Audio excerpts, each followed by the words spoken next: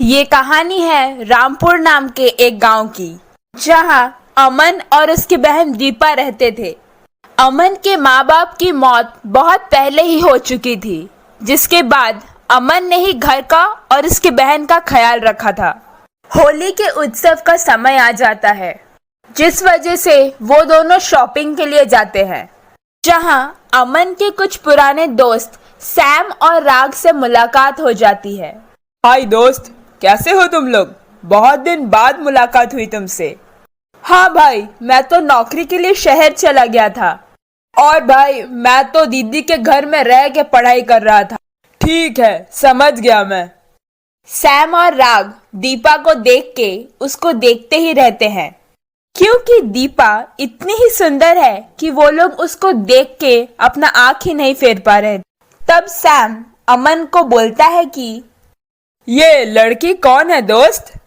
अरे तुम लोग भूल गए, ये मेरी छोटी बहन दीपा। हेलो दीपा, हम तुम्हारे भाई के स्कूल के दोस्त हैं। हेलो भैया। अरे परसों तो होली है, क्या कुछ प्लान है क्या? अरे नहीं भाई, अभी तक तो कुछ प्लान नहीं है। तुम लोग बोलो क्या कर। ठीक है, फिर हम लोग होली के दिन तुम्हारे घर आ जाएंगे, एक साथ बहुत मजा करेंगे। ठीक है, तुम दोनों आ जाना। और इसी बीच होली आ जाता है और दीपा उस दिन बहुत अच्छा खाना बनाती है। हलवा, पानी पूरी, दही वड़ा, मिठाई, सब कुछ अपने भाई और उसके दोस्तों के लिए बना देती है। और वो लोग वो सब खाना शुरू कर देते हैं। सैम अपने साथ एक कोल्ड ड्रिंक्स लेके आया था, जो उसने अमन को दिया। भाई, आते टाइम सोच रहा था तेरे घर क्या लेके आओ, तो इसीलिए कोल्ड ड्रिंक्स ही ले आया। अरे दोस्त, इसका क्या जरूरत था? उसके बाद सैम और राग अमन को कोल्ड ड्रिंक्स पिला देते हैं, जिसके बाद अमन बेहोश हो जाता है। उसके बाद राग सैम को बोला, वाह भाई, तेरा प्लान तो बहुत बढ़िया था। कोल्ड ड्रिंक्स में नशीली चीज मिला के अमन को बेहोश कर दी, और नहीं तो तू क्या मेरे को ऐरा गैरा खिलाड़ी सोचा है क्या? और इसी बीच दीपा वहां आ जाती है। सैम और राग उसके साथ जोर जबरदस्ती करते हैं। भैया, ये आप लोग क्या कर रहे हैं मेरे साथ? मैं आपकी छोटी बहन जैसी हूँ, छोड़िए मुझे।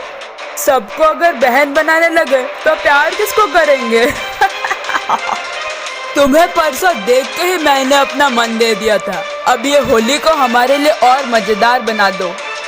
सैम और राग दीपा के साथ जोर जबरदस्ती करते हैं, जिससे कि दीपा बहुत डर जाती है। बचाओ, कोई तो मुझे बचाओ। भैया मुझे छोड़ दो, मैं आपके दोस्त की छोटी बहन हूँ और आपकी भी बहन जैसी। अरे मेरी रानी, पास तो आओ। दीपा किसी तरह अपने आप को उन दोनों से छुड़ा के अपने भाई के पास आती है और उसको उठाने का कोशिश करती है। तभी वहां पे वो दोनों आ जाते हैं। कोई भी तुझे आज हमसे नहीं बचा पाएगा, तेरा भाई तो बेहोश पड़ा है। भैया भैया भैया, बचाओ मुझे भैया। दीपा बहुत कोशिश करती है, पर होली में आए वो दो जानवर से खुद को नहीं बचा पाती है और वो अपना सारा मान सम्मान खो देती है। सैम और राग ये अपराध करके वहां से चले जाते हैं। अगले दिन सुबह जब अमन का नींद टूटता है, वो अपनी बहन का ऐसा अवस्था देख के चौंक जाता है और उससे पूछता है, बहन, ये सब कौन किया? कौन सा जानवर तुम्हारे साथ ऐसा किया? दीपा बहुत रोती है और रोते हुए बोलती है, भैया, आपके दोस्त लोग। इतना बोल के वो चुप हो जाती है। अमन समझ जाता है कि सैम और राग उसकी बहन का इज्जत और उसका भरोसा दोनों ही पैर के नीचे कुचल दिए हैं। अमन राग और सैम के घर जाता है, पर वो दोनों में से कोई भी अपने घर में नहीं था।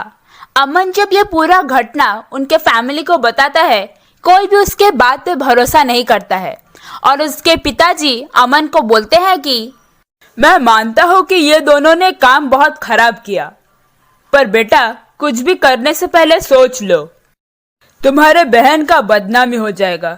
चलो मैं तुम्हें एक उपाय बोलता हूँ। तुम सबसे कुछ पैसा ले लो और यहाँ से दूर चले जाओ, फिर देखना सब ठीक हो जाएगा, उसके बाद वापस आ जाना। अंकल, आप खुद भी एक लड़की के पिता हो और फिर भी दूसरी लड़की के लिए ऐसा बोल रहे हो। आपके अंतरात्मा में थोड़ा झिझक नहीं है? छी! आपके ऐसे गंदे सोच के वजह से ही आपका बेटा आज ऐसे पाप काम किया है। मैं तो उसको सजा दे के रहूंगा। इतना बोल के अमन वहां से चला जाता है और फिर से वो दोनों को खोजता है। खोजते खोजते कुछ दिनों बाद अमन को वो दोनों मिल जाते हैं। उन दोनों को देख के अमन को बहुत गुस्सा आता है। उसको वो सारी बातें याद आ जाती हैं कि उन दोनों ने उसकी बहन का इज्जत लूट लिया। वो गुस्से में उनके तरफ जाता है और वो दोनों को जम के पीटता है। तभी वहां पे पुलिस आ जाती है। पुलिस वो तीनों को अरेस्ट करके पुलिस स्टेशन ले जाती है। अमन पुलिस को सारा घटना बताता है। पुलिस अमन की बहन को बुलाते हैं और उसका सारा बयान को लिख लेते हैं। दीपा का सारा बात सुन के पुलिस को सैम और राग के ऊपर बहुत गुस्सा आता है और वो अमन को बोलते हैं कि ये दोनों को सजा जरूर मिलेगी। उसके बाद केस कोर्ट में जाता है। दीपा के बयान से वो दोनों को सजा हो जाती है और अमन उनको बोलता है, मुझे पता नहीं था तुम लोग होली खेलने नहीं आए थे। तुम्हारा इरादा इतना गंदा था। होली का मतलब ये नहीं होता है कि लड़के लोग जो मर्जी वो करेंगे। होली सबके साथ खुशी मनाने के लिए है, किसी लड़की का इज्जत लूटने के लिए नहीं। और जो लोग होली के दिन अपनी गंदी नियत को पूरा करना चाहते हैं वो लोग इंसान नहीं हो सकते। अमन तब सैम और राग को उनके कर्मों का सजा देता है। अमन अपनी बहन दीपा से माफी मांगता है कि उसको उसके दोस्तों की वजह से इतना कुछ सहना पड़ा।